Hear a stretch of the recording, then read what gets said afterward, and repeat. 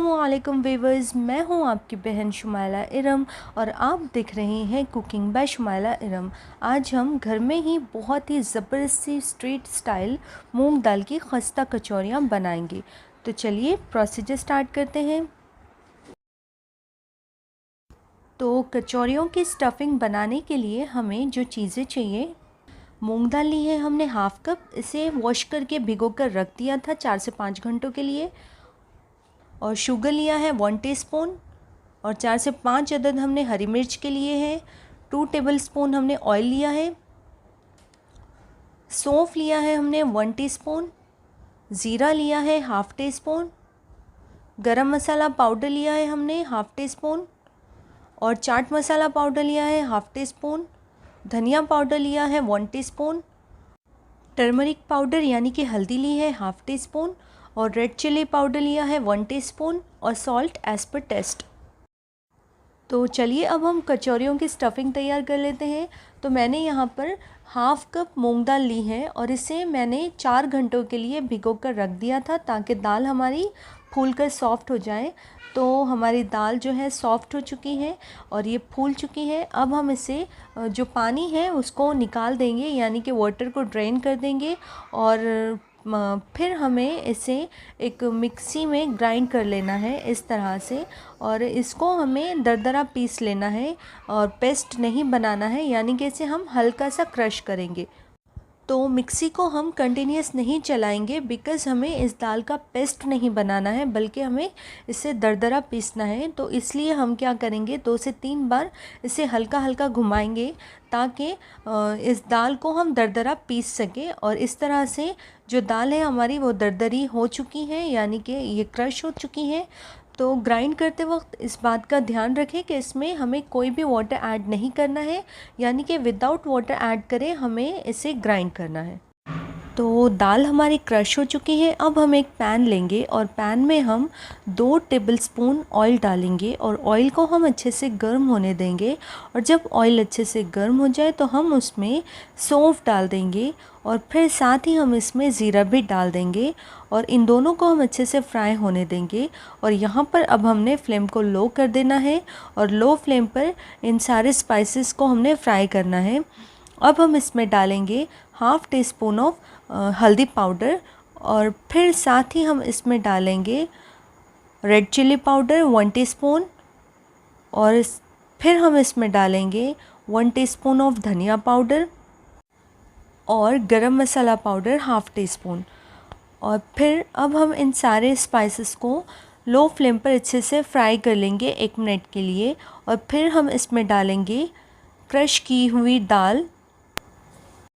अब इस दाल और स्पाइसेस को हम कंटिन्यूस लो फ्लेम पर 15 मिनट्स तक पकाएंगे और जब तक कि इसकी चिपचिपाहट ख़त्म नहीं हो जाती। तो पहले डालते बराबर आप देखोगे कि ये चिपचिपी लगेगी, लेकिन जैसे जैसे आप इसे पकाते जाओगे वैसे वैसे इसकी चिपचिपाहट ख़त्म होती जाएगी, यानी कि ये रूखी हो जाएगी। इस तरह से आप देख सकते हैं कि इसकी चिपचिपाहट ख़त्म हो चुकी है। और अब हम इसमें half tea spoon of salt add कर लेते हैं। आप अपने टेस्ट के अकॉर्डिंग इसे ऐड करें और फिर इसे अच्छे से मिक्स कर लेते हैं।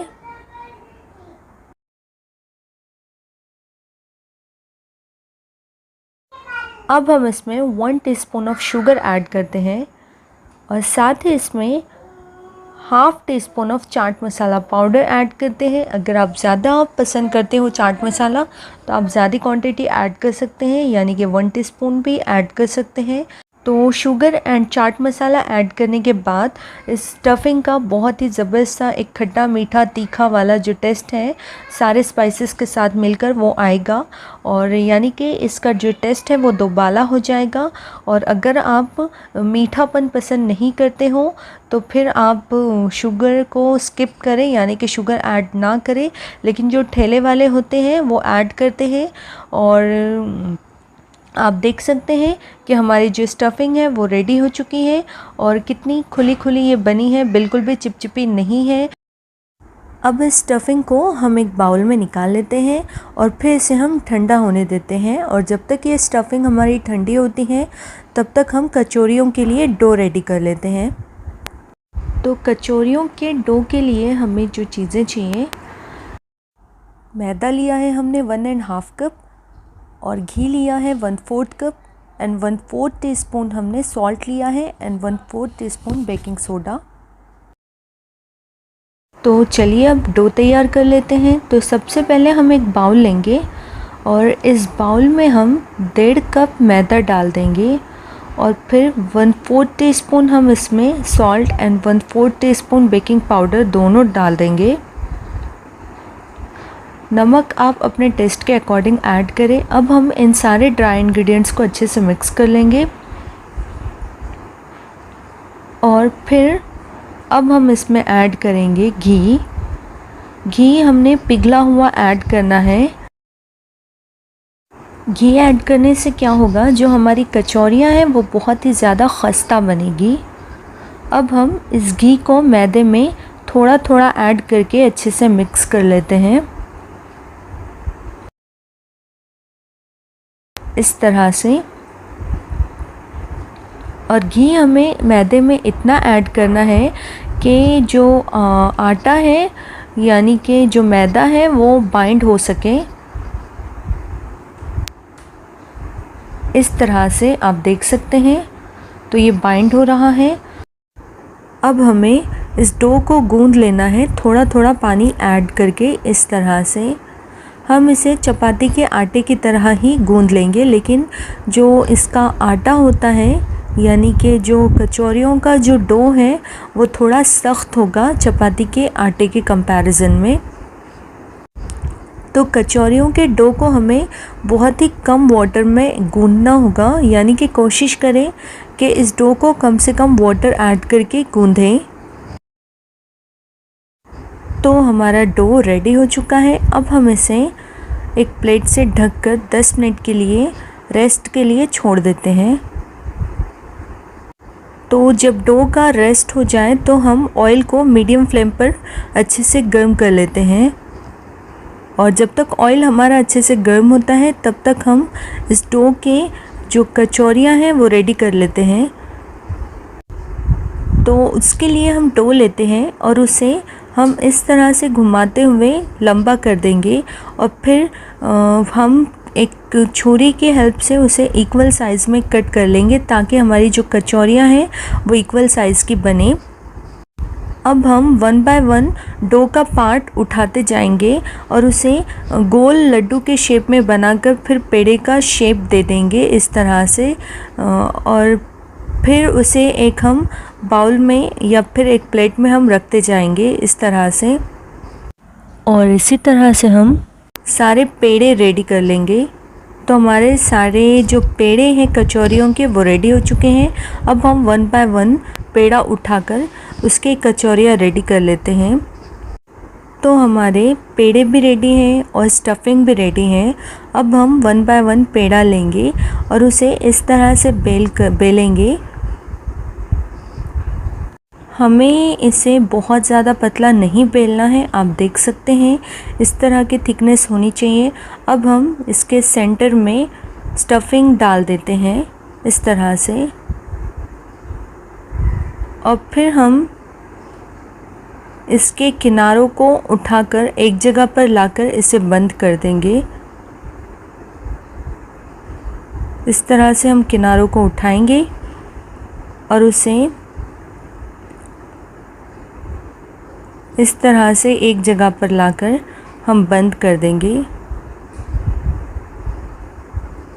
और जो एक्स्ट्रा इसका पार्ट है वो हम निकाल देंगे और फिर इसे हल्का सा हम बेलन की हेल्प से इस तरह से बेल देंगे। तो हमारी फर्स्ट कचौरी है वो रेडी हो चुकी है, यानी कि ये फ्राई करने के लिए रेडी है। अब हम इसे एक प्लेट में रखते जाएंगे और आप चाहें तो इस तरह से हाथ से प्रेस करते हुए भी कचौरी रेडी कर सकते हैं इस तरह से। तो इसे किनारों से हम प्रेस करते हुए गोल घुमाते हुए हम एक पूरी की शेप में तैयार कर लेंगे। इस तरह से। और अब हमें इसमें डालना है स्टफ़िंग। स्टफ़िंग डालते वक्त इस बात को जहन में रखें कि स्टफ़िंग हमें बहुत ज़्यादा नहीं डालना है, बिकॉज़ अगर बहुत ज़्यादा स्टफ़िंग आप डालोगे तो हमारी जो कचौरियाँ हैं वो फ्राइंग के दौरान फट भी सकती है। और इसी तरह से हम सारी कचौरियाँ रेडी कर लेंगे। और अब हम इन कचौरियों को फ्राई करने के लिए ऑयल गर्म करते हैं। जब ऑयल अच्छे से गर्म हो जाए तो हम इसमें कचौरियाँ डाल देंगे। और कचौरी डालते वक्त ऑयल का जो टेम्परेचर है वो बहुत ज़्यादा नहीं होना चाहिए, यानी कि लो टेम्परेचर पर ही हम कचौरियाँ डालेंगे। तो ऑयल में कचौरियों को डालने के बाद इस ऑयल का जो टेम्परेचर है वो और भी ज़्यादा लो हो जाएगा। तो 1 मिनट के बाद हम इस टेम्परेचर को हाई करने के लिए, यानी कि ऑयल के टेम्परेचर को थोड़ा बढ़ाने के लिए हम फ्लेम को हाई कर देंगे। और जब ऑयल अच्छे से गर्म हो जाए तो हम दोबारा से फ्लेम को लो कर देंगे, ताकि हमारी जो कचौरियाँ हैं वो खस्ता बने। बिकॉज़ लो फ्लेम पर फ्राई करने से ही हमारी कचौरियाँ खस्ता बनेगी। जब कचौरियों का कलर चेंज हो जाए तो हम फ्लेम को हाई कर सकते हैं।